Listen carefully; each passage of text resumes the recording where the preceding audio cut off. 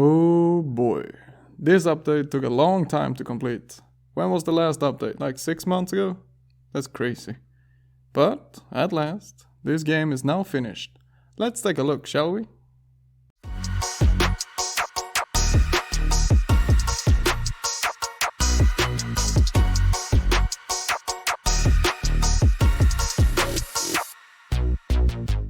Hey guys, and welcome back.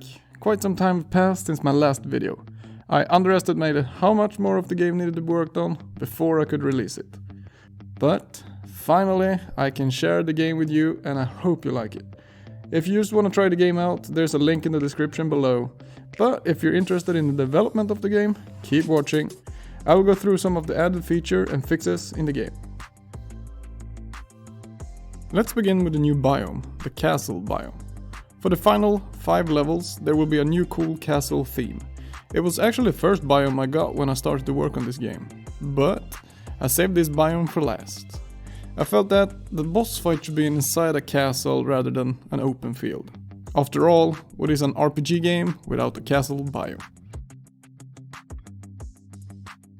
And as always for each new biome, I've added a new enemy.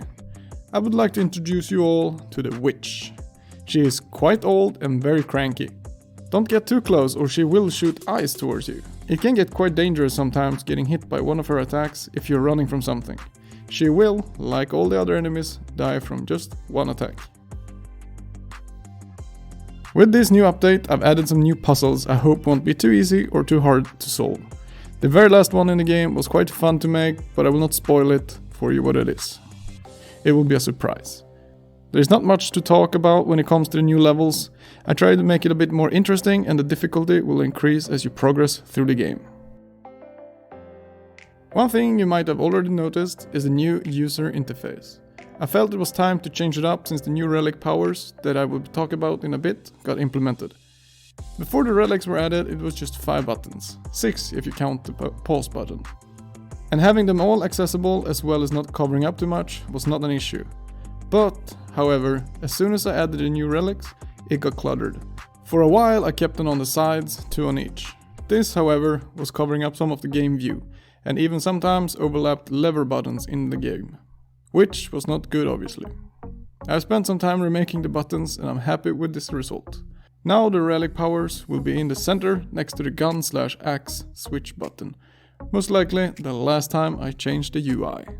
So let's talk about the relics. Since they were added, they were only used to give some lore about the game, but they have been completely useless in terms of gameplay. So I decided to change that, give them some sort of purpose. You will find them throughout the levels. There will be 4 relics in total that you can find, and each of them have a specific use. And they can only be used once per game.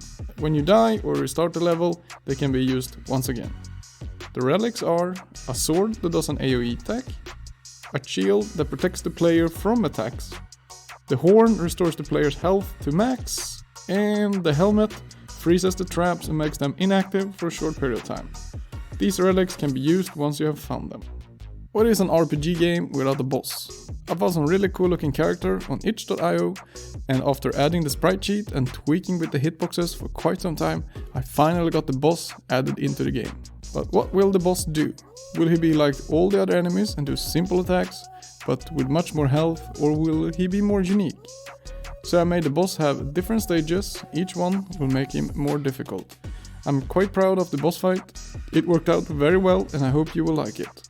I won't spoil the fight and just let you guys figure it out for yourselves.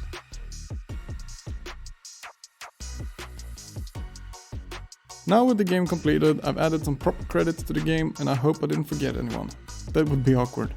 But some of the more important ones to mention are where I get my music from, for example, soundimage.org, produced by Erik Mattias. I hope I didn't butcher his name. All the music are from him and they're great. Found some really good songs that fit my game very well. When it comes to the effects, however, they are all from freesound.org. Most of them have been edited, such as shorter durations to fit the effect. It would take a long time to go through them all, so if you're curious where they come from, you can find them all in the credits list. Some effects are by myself if they don't show up. And over to the graphics. There's a few different authors. Some graphics are paid for, others is free to use, as long as I give credit to the creator. all of which you will be able to find in the credits in the game. And if you wish to look up the authors, they are all found on itch.io, and then you search for their name. A very useful site for small developers like myself. One thing that has been useful and highly appreciated is the feedback from friends. They've tested the game way before it got uploaded on Google Play and also supported the channel by watching and liking the videos on YouTube. Having different people testing the game really helps, not only to find bugs and problems that I've missed, but also to check what works as gameplay and what doesn't.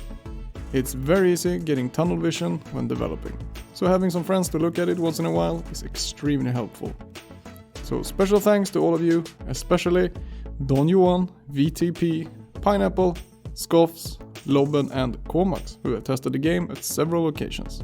What comes now? The game is complete and there's no more updates. Well, there will be bug fixes for sure once it's up and running. There must be bugs I've missed, there always is. But beyond that, I will start looking into a new project to take on. Not quite sure what type of game it will be, I will have to figure that one out first. I got a couple of ideas in my head and I need to elaborate on them to see if there's a game to be made from it. I will let you guys know. I also made myself a Twitter account to announce updates for this channel quicker. Why don't you go and follow me there? And don't forget to smash the like button for this one and also follow for more developing videos. Thank you all for watching and being part of this game's development. From start to finish, it's sure been a long journey. Until the next video, whatever and whenever that might be, I wish you all to have a great day. Cheers!